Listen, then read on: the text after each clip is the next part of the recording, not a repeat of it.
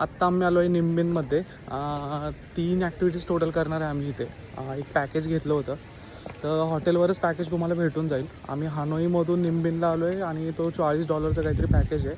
त्याच्यामध्ये तुमचं ट्रॅव्हलिंग, एक टूर असते, म्हणजे एक बस असते, त्याच्यामध्ये तुम्ही येऊ शकता.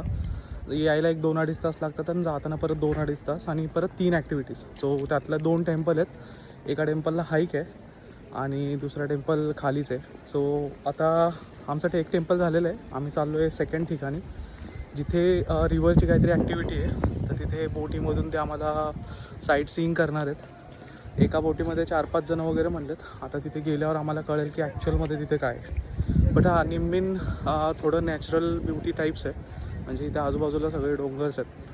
हानोईमध्ये नाही, हानोईसारखं नाही आहे जिथे सगळ्या स्ट्रीट्स आणि बिल्डिंग्स वगैरे. तिथं आजूबाजूला डोंगर आहे, तुम्ही बघू शकता.